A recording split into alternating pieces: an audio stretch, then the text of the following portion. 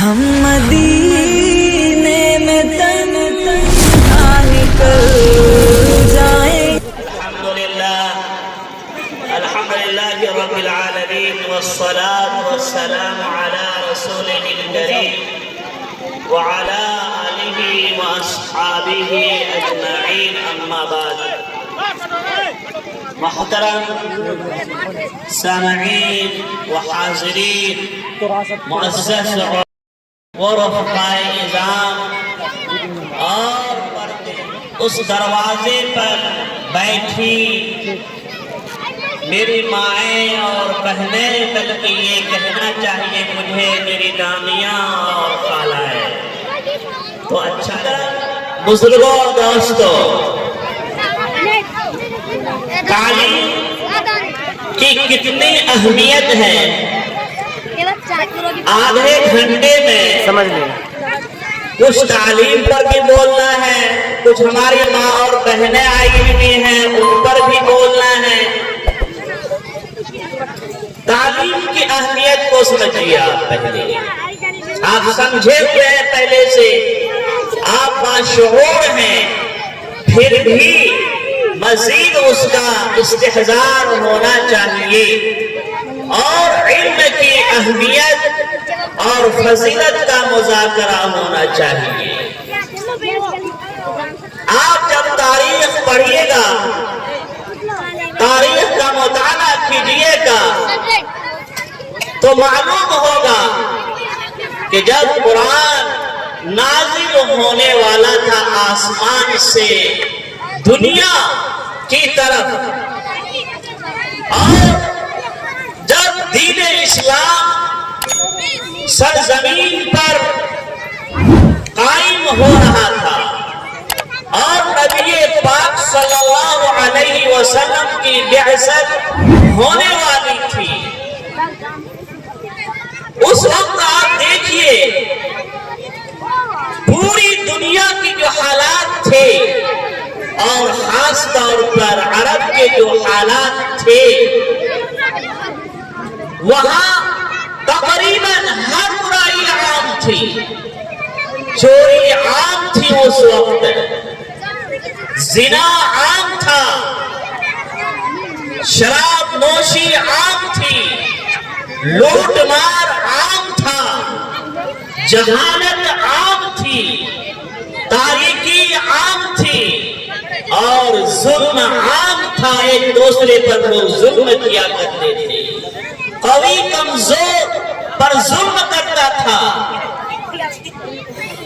اور یعنی آپ مطالعہ کیجیے گا، تاریخ کا مطالعہ کیجیے گا، سیرت کا مطالعہ کیجیے گا، تو معلوم ہوگا کہ کون سی ایسی برائی نہیں تھی جو عام نہیں تھی.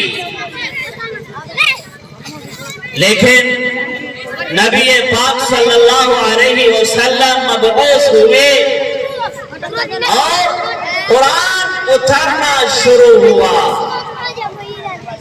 آیت آسمان سے دنیا کی طرف اترنی شروع ہوئی. تو یہ پہلی وحی میں یہ نہیں کہا گیا کہ تم نماز پڑھو، اقیموا الصلاۃ. پہلی وحی میں یہ نہیں کہا گیا کہ آتوا الزکاۃ، زکات ادا کیا کرو. پہلی وحی میں یہ نہیں کہا گیا کہ حج فرض ہے، وَلِلَّهِ عَلَى النَّاسِ حِجُّ الْبَيْتِ. پہلی وحی میں شراب کی حرمت نہیں اتری. پہلی وحی میں چوری کی مذمت نہیں اتری. یعنی کتنی برائیاں عام تھی. پہلی وحی میں ان برائیوں کا تذکرہ نہیں ہوا. اللہ تو احکم الحاکمین ہے، اللہ عالم الغیب والشہادہ، تمام حکمتوں کے رازدار. پہلی وحی جو نازل کیا اللہ تعالیٰ نے اپنے نبی آخر الزمان صلی اللہ علیہ وسلم پر، وہ وحی تھی پڑھنے کی وحی. आसमान से फरिश्ता नाजिल हुए आयत को लेकर और हुजूर को पढ़ाया गया, इक़रा बिस्मि रब्बिकल लज़ी खलक़। ऐ नबियों के सरदार, ऐ रसूलों के सरदार, आप पढ़िए अपने रब के नाम से। इसका मतलब यह हुआ, सब लोग सुने, जो स्टेज सब लोग सुने, इसका मतलब यह हुआ पहली वही में पढ़ने और कलम का जिक्र आया। पहली वही में जिसका जिक्र आया वो पढ़ने का जिक्र आया, इल्म का जिक्र आया, तालीम का जिक्र आया, एजुकेशन का जिक्र आया और कलम पकड़ने का जिक्र आया। इसका मतलब ये, अगर आप मुआशरे में आप चाहते हैं कि अच्छाई आए, अच्छी तहजीब आए, शराब नोशी खत्म हो, जिना खत्म हो, गीबत खत्म हो, चुगलखोरी खत्म हो, बड़ों का अदब एहतराम हो, छोटों पर शफकत हो, बाप की खिदमत हो, माँ की खिदमत हो, मुआशरा इस्लामी मुआशरा हो और मुआशरे की फिजा रब्बानी फिजा हो। हर मोहल्ले में, हर गांव में, हर शहर में, हर सूबे में, हर मुल्क में, बल्कि पूरे आलम में एक दीनी फिजा आम हो, जहां से तारीकी छट जाए, इल्म और अमल की रोशनी फूटे। उसके लिए ये अल्लाह ने पैगाम दिया है कि इल्म को आम करो, पढ़ो। अल्लाह ने कहा अपने नबी से कि पढ़ो। इसका मतलब ये है कि उम्मत से कहा गया, जमीन वालों से कहा गया कि इल्म हासिल करो, चाहे मर्द हो या औरत हो, बच्चा हो या बच्ची हो, इल्म सीखो। अपने आप को इल्म के जेवर से आरास्ता करो। भाई क्या होता है इल्म हासिल करके? आप खुद मुआशरे में देखते होंगे, अगर एक बाप के दो बेटे हैं, एक बाप के दो बेटे, एक बेटा जाहिल है, अनपढ़ है, गंवार है, तो उसका उठना बैठना, उसका बोलना चालना अजीब होता है, उसका खाना पीना, उसका रहन सहन अजीब होता है। लेकिन उसी का भाई है, बाप एक, माँ एक, घर एक, लेकिन पढ़ लेता है, इल्म से आरास्ता होता है, चाहे हाफिज हो, चाहे आलिम हो, चाहे मास्टर हो, चाहे डॉक्टर हो, चाहे प्रोफेसर हो, इल्म कोई भी हो, इल्म नाफे होना चाहिए। यानी ऐसा इल्म है जो मुफीद हो खुद उसकी जात के लिए और लोगों के लिए। इल्म कोई भी, तो एक बाप के दो बेटे, एक अनपढ़ है, गंवार है, जाहिल है, बेशऊर है, बेअक्ल है, उसका बैठना उठना अलग होता है, उसकी बदतमीजी मशहूर होती है, उसकी बदखुल्की मशहूर होती है।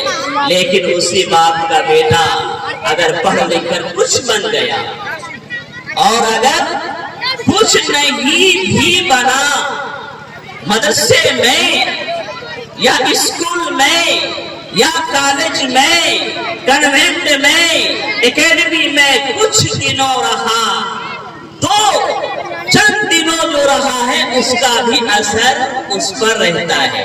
मैं एक बार सरवेली गया तो इमाम साहब आगे बढ़े, एक आदमी तकबीर दे रहा है, एक आदमी तकबीर दे रहा है, पैंट शर्ट।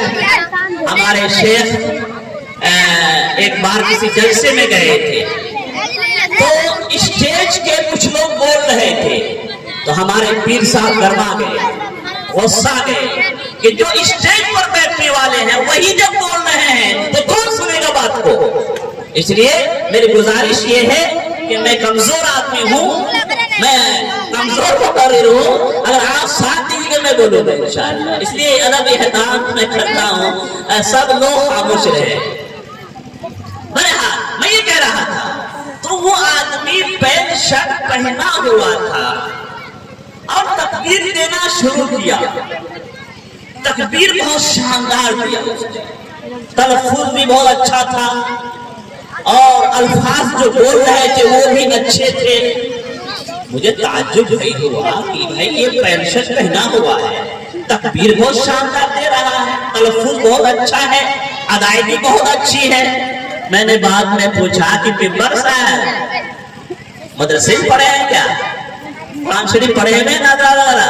کہا کہ ہاں مفتی صاحب کچھ دن پڑھے تھے مدرسے میں، اسی کا اثر ہے یہ ہے۔ دیکھیے تو اگر آدمی خود پڑھ کر مدرسے میں یا مکتب میں اسکول میں یا کالج میں کچھ پڑھ کر بن لیتا ہے تو بہت اچھی بات ہے، اور اگر بیچ میں 2-4 کلاس کے بعد بھی بھاگ ہو گیا تو جو 2-4 سال رہا ہے اس کا اثر بھی پڑتا ہے۔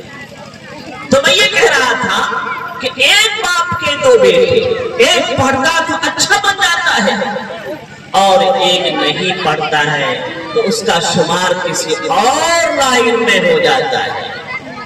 اس لیے بزرگوں ہم چاہتے ہیں کہ معاشرے سے ہر برائی ختم ہو جائے، ہمارے بچے سلیقہ مند بن جائیں اور ہماری اولاد ایسی ہو کہ بڑوں کا احترام کرے، چھوٹوں پر شفقت کرے، ماں کی خدمت کرے، معاشرے کے لوگوں کی خدمت کرے۔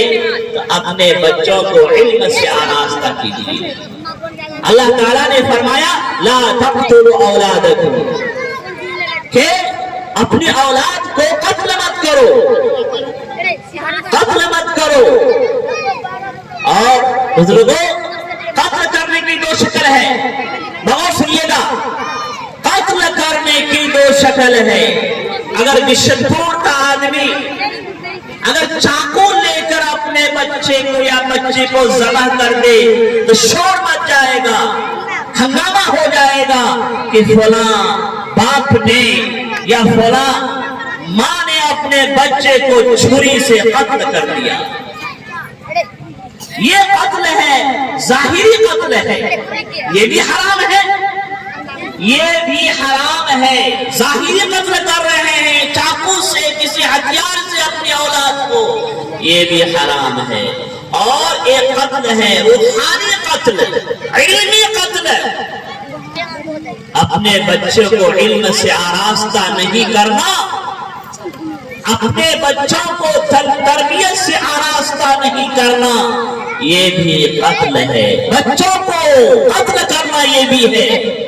بچے کو جاہل چھوڑ رہے ہیں، بچے کو ان پڑھ چھوڑ رہے ہیں، اس بچے کو اللہ کا علم نہیں ہے، اللہ کے رسول کا علم نہیں ہے، صحیح سے قرآن پڑھ نہیں پاتا ہے، اس کی نماز اچھی نہیں ہے، نماز کے فرائض کا علم اس کو نہیں ہے، وضو کا علم اس کو نہیں ہے، وضو کے فرائض کا اس کو علم نہیں ہے۔ بزرگوں یہ بھی قتل کرنا ہے۔ کلکم راع وکلکم مسئول عن رعیتہ، یا ایھا الذین آمنوا قوا انفسکم واہلیکم نارا، کہ اے مومنو، اے لوگوں، بچاؤ اپنے آپ کو جہنم کی آگ سے اور اپنے اہل و عیال کو بچاؤ۔ اولاد کو بچانے کی شکل یہ ہے کہ آپ اولاد کو علم کے زیور سے آراستہ کیجیے۔ ایک دینی علم ہے، دینی علم اتنا حاصل کرانا یا اتنا علم حاصل کرنا کہ جس سے پاکی ناپاکی کا علم ہو جائے، جس سے پاکی اور ناپاکی کا علم ہو جائے، جس سے حلال اور حرام کا علم ہو جائے،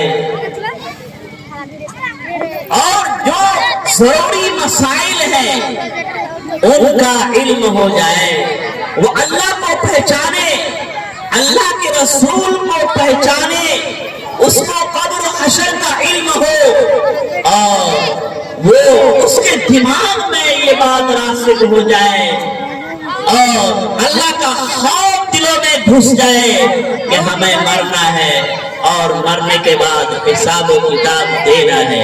اتنا علم ہے، اتنا علم، دین علم حاصل کرنا سب پر فرض ہے۔ خود اپنا علم حاصل کیجیے اور بچوں اور بچیوں کو بھی اتنا علم دیجیے جس سے اس کو حلال و حرام کی تمیز ہو جائے، کون بڑا ہے کون چھوٹا ہے، کس کا احترام ضروری ہے، اتنا علم حاصل کرنا ضروری ہے۔ اس کو قرآن پڑھنا آ جائے، اس کو نماز پڑھنا آ جائے، کسی کا محتاج نہ بنے وہ، تو اتنا علم حاصل کرنا فرض ہے بزرگوں۔ اور دنیاوی علم ہے، اپنے بچوں کو جو ضروری تعلیم ہے وہ حاصل کرا دیجیے۔ یہاں اکیڈمی کھلی ہے، یہاں انگریزی اور ہندی کی پڑھائی ہوتی ہوگی، دنیاوی تعلیم ہوتی ہے، تو یہاں بھی زمانے کی ضروریات کے لحاظ سے اپنے بچوں کو ہندی بھی سکھائیے، انگریزی بھی سکھائیے اور حساب بھی سکھائیے، جغرافیہ ہے وہ بھی سکھائیے۔ تو مکتب کو بھی مضبوط کیجیے، مکاتب کو بھی مضبوط کیجیے، اپنے بچوں کو مکاتب کی تعلیم دیجیے اور انگریزی جو تعلیم ہے وہ بھی تعلیم دیجیے۔ پہلے مکاتب کی تعلیم کو ٹھوس کیجیے اور اس کے بعد جو ہے پھر انگریزی اور پھر اسکول اور پھر اکیڈمی کی تعلیم دیجیے۔ بزرگوں یہ یاد رکھیے، آپ کا بچہ محدث ہو سکتا ہے، آپ کا بچہ مقرر ہو سکتا ہے، آپ کا بچہ ایک اچھا عالم بن سکتا ہے، آپ کا بچہ مفتی بن سکتا ہے، آپ کا بچہ ڈاکٹر بن سکتا ہے، آپ کا بچہ ماسٹر بن سکتا ہے۔ تو یہ بچے کچے ہوتے ہیں، یہ بچے کچے ہوتے ہیں، یہ کنکری کی طرح ہے، کنکری کی طرح ہے۔ کنکری کو چن کر اس کو موتی بنانا پڑتا ہے، اس کو تراش خراش کر جو ہے اچھا بنانا پڑتا ہے۔ تو ہمارا بچہ اچھا بن سکتا ہے، اللہ کا ولی بن سکتا ہے، ایک بہترین حافظ ہو سکتا ہے، بہترین قاری بن سکتا ہے، ماسٹر ہو سکتا ہے، ڈاکٹر ہو سکتا ہے تو کیوں پھر ہم علم سے پیچھے رہیں؟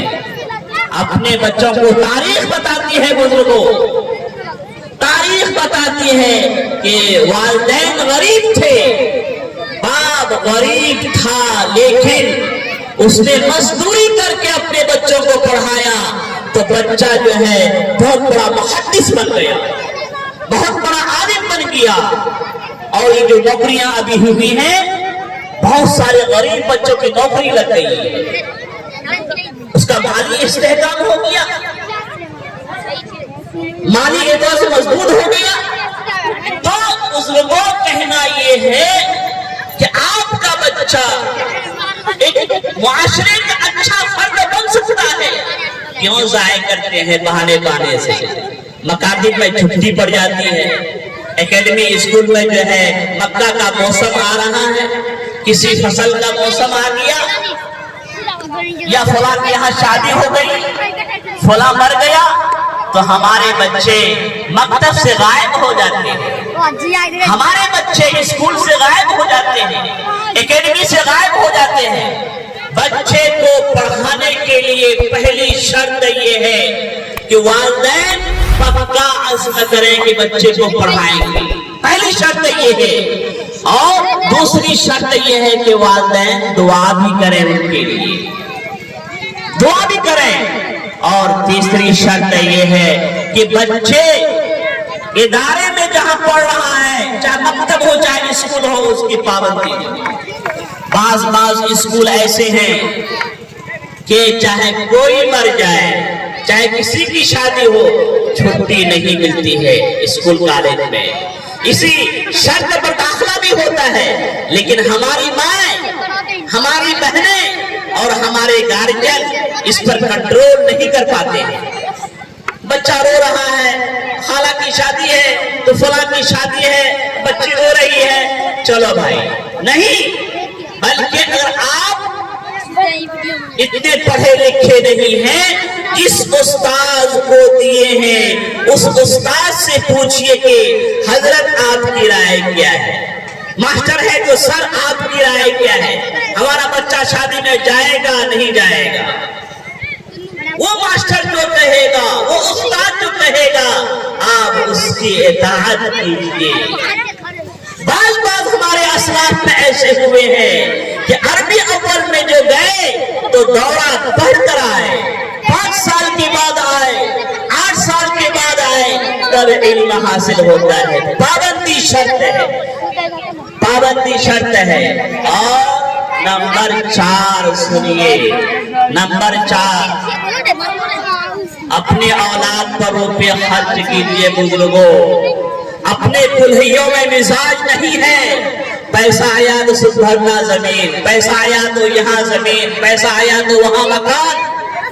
آپ کی اولاد زمین سے بڑھ کر ہے، آپ کی اولاد مکان سے بڑھ کر ہے، آپ کی اولاد بڑی قیمتی چیز ہے۔ اور جو ہے سینکڑوں میں یہ رواج ہے کہ زمین بیچتا ہے، بچے کو پڑھاتا ہے، لیکن کلہیوں میں ایسا مزاج نہیں۔ زمین پڑی رہے گی، بنجر رہے گی تو رہی، زمین تو بنجر ہے ہی ہے، اولاد بھی بنجر بن جائے۔ تو اپنے بچوں پر اور بچیوں پر پیسہ خرچ کیجیے۔ ہماری بستی میں جو ہے ایک بہت بڑے دنیاوی اعتبار سے عہدے کے مالک تھے ہماری بستی میں، نام نہیں بولوں گا میں، سنا کہ اس نے مانگ کر پڑھا، آج اس کے بچے عیش میں ہیں، بڑے عہدے کے مالک تھے، اب باپ بہت غریب تھا تو مانگ کر پڑھا۔ ابھی ہمارے ہاں ایک صاحب مزدور جو ہے یہی کا جھواری کا ہے، کام کر رہا ہے، کہا مفتی صاحب میں مزدور ہوں، مستری ہوں، کام کرتا ہوں، ایک بیٹا ہمارا اسکول میں ہے، 2 بیٹے ہمارے مدرسے میں ہیں، یوں اپنی اولاد کو پڑھائیے۔ اگر ہمارے باپ اور آپ نے نہیں پڑھاتا ہوتا، میری سکت نہیں ہمیں بولتا۔ پڑھ کر انسان بہت اونچا ہو جاتا ہے، انسان علم سے آراستہ ہوتا ہے، اس کا مقام بہت اونچا ہوتا ہے بزرگوں۔ اس لیے اپنی اولاد کو پڑھائیے اور علم پر پیسہ خرچ کیجیے۔ مجھے بولنے دیجیے ایک بات، ہمارا مزاج خراب ہو گیا ہے، سمدھی آیا تو 500 روپے خرچ ہو جاتا ہے، داماد آیا تو 500 مرغا آ جاتا ہے، اور اگر بھینس کہیں کٹ گئی ہے، گائے کہیں ذبح ہو گئی ہے تو پھر تو دیکھیے، لیکن مولوی صاحب کی فیس، اکیڈمی کی فیس نہیں، 2-3 ماہ 4 ماہ جو ہے فیس باقی رہتی ہے۔ کیا بزرگوں، آپ کو سبزی جو ہے مل رہی ہے 60 روپے میں، کیا سب سستی مل رہی ہے کیا؟ آپ کو پیٹ ہے، آپ کے بچے ہیں، آپ کے مکان ہیں، کیا جو لوگ پڑھاتے ہیں ان کے پاس پیٹ نہیں ہے کیا؟ ان کو اولاد نہیں، ان کو بیوی نہیں؟ اگر استاذ کو اچھی رقم ملے گی، تنخواہ اچھی ملے گی، تو بچوں کو وہ محنت سے پڑھائیں گے، محبت سے پڑھائیں گے۔ اس لیے اپنی اولاد پر رقم خرچ کیجیے۔ ماں بہنوں سے میں درخواست کرتا ہوں کہ بطور خاص ایک بات میں عرض کر دوں کہ کھانے کا جو معیار ہے ہمارے ہاں اس کو کم کیجیے، مچھلی کم کھائیے، گوشت کم کھائیے، کپڑا پہننے کا جو معیار ہے بہت اونچا معیار ہے اس کو کم کیجیے، بچوں کو پڑھائیے، انشاءاللہ پھر جو ہے مرنے کے بعد بھی اور یہاں بھی آپ عیش میں رہیں گے۔ آپ راحت میں رہیں گے۔ ایک اور بسہاری میں ایک صاحب ہے، اے بھائی بسہاری چھوڑیے نا، یہی ایک آدمی ہے مشن پور میں، مرحوم شمس الحق صاحب، خود بیچارے اتنے پڑھے لکھے نہیں تھے، جانتے ہیں نا اس بارے میں شمس الحق جانتے ہیں، جانتے ہی ہیں ماشاءاللہ، خود جو ہے اتنے پڑھے لکھے نہیں تھے، لیکن دیکھیے اپنے بچوں کو تعلیم سے آراستہ کیا۔ کوئی ماسٹر ہے، کوئی وکیل ہے، کوئی عالم ہے، کوئی پروفیسر ہے۔ اگر آپ چاہیں گے، آپ عزم کر لیں گے، آپ ارادہ کر لیں گے پختہ، تو انشاءاللہ اللہ کی رحمتیں اور برکتیں نازل ہوں گی۔ اور استاذ کو خوش کیجیے، بچے کے استاذ کو خوش کیجیے، اس کو بلائیے اپنے گھر میں، اس کی دعوت بھی کیجیے، اس کا اکرام بھی کیجیے، اس کو تحفہ بھی دیجیے۔ انشاءاللہ پھر آپ کے بچوں کو بچیوں کو پھر دعائیں ملیں گی، انشاءاللہ اس طرح سے بچے آگے بڑھیں گے۔ تو کریں گے انشاءاللہ؟ ہاں کریں گے بھائی، اور بھی لوگ آئیں گے۔ ایک بات اور، ایک پیغام ہماری ماں بہنیں بیٹھی ہوئی ہیں، ہماری ماں بہنوں، عورت میں بڑا پاور رہتا ہے، عورت چاہے ہماری ماں اور بہن چاہے تو گھر کو بگاڑ دے، گھر کو جہنم بنا دے، اور اگر چاہے تو گھر کو جنت بنا دے۔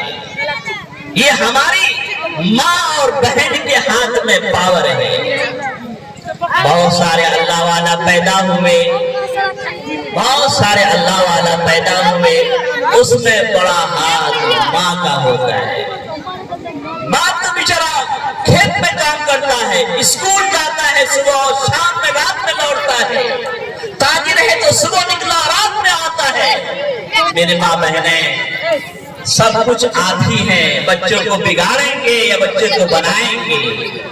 اگر آپ چاہ لیں گے تو بچے کو علم حاصل ہو سکتا ہے اور اس کی تربیت بھی ہو سکتی ہے۔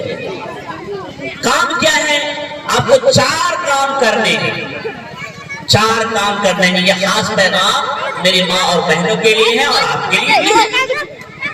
حدیث شریف میں آتا ہے اذا صلت المرأة خمسها، یہ خاص عورتوں کے لیے بھی ہے مردوں کے لیے بھی ہے، کہ جب عورت، یہ ہماری ماں بہنیں وہ سمجھتی ہے کہ بس صبح سے شام تک گھر میں لگے رہو، گھر میں لگے رہو، یہ جھاڑو اور یہ کھانا، یہ دھان، یہ چاول، بس یہی کرنا ہے۔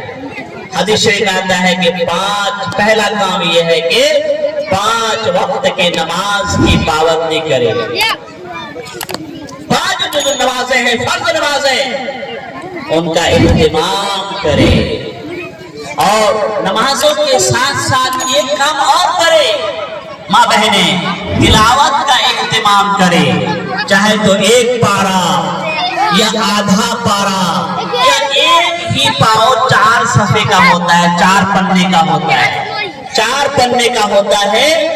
تو نمبر 2 تلاوت کا اہتمام کرے۔ جب ماں نماز پڑھے گی تو بچہ دیکھے گا، بچہ پر اثر ہوگا۔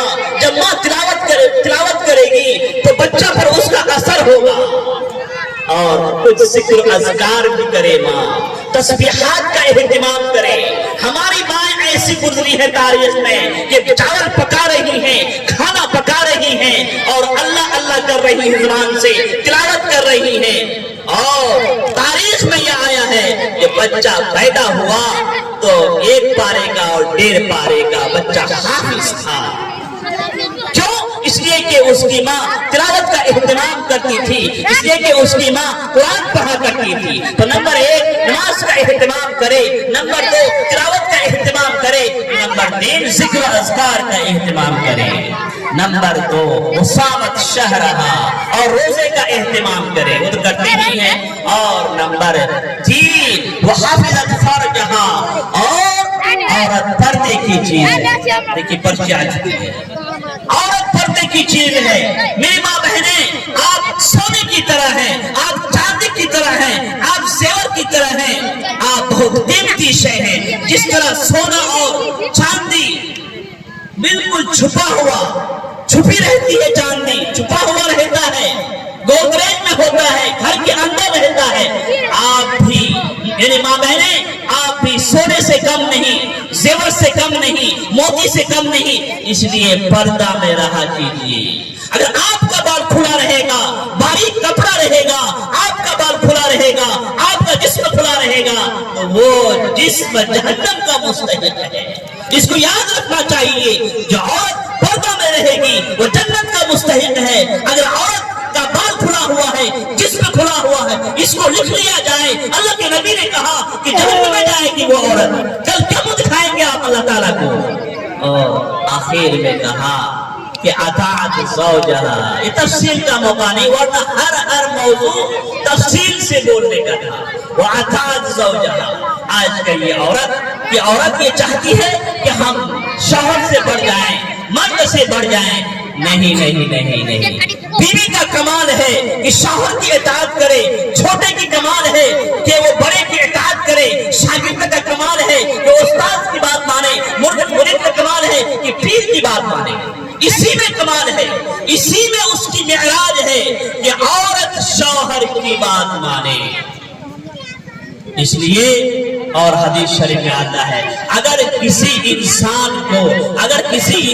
کو انسان کے سجدے کا حکم ہوتا، شوہر کا اتنا مقام ہے تو عورت کو حکم ہوتا کہ تم شوہر کا سجدہ کرو، شوہر کو تم سجدہ کرو، لیکن کیونکہ جائز نہیں ہے انسان کا سجدہ، اتنا بڑا مقام ہے شوہر کا، یہ 4 کام کرے۔ نمبر 1، نماز کا اہتمام، ہماری ماں بہنیں نماز کے ساتھ ساتھ تلاوت کا اہتمام، ذکر و اذکار کا اہتمام۔ نمبر 2، روزے کا اہتمام۔ نمبر 3، پردے کا اہتمام۔ اور نمبر 4، شوہر کا کی اطاعت۔ حدیث شریف میں آتا ہے کہ جو عورت 4 کام کر لے، اللہ اسے کہیں گے جاؤ تم جنت کی مستحق ہو۔ اللہ تعالیٰ ہم سب کو ان باتوں پر عمل کی توفیق عطا فرمائے۔ ربنا تقبل منا انك انت السميع العليم وتب علينا انك انت التواب الرحيم۔ صلى الله تعالى على خير خلقه محمد وعلى اله وصحبه۔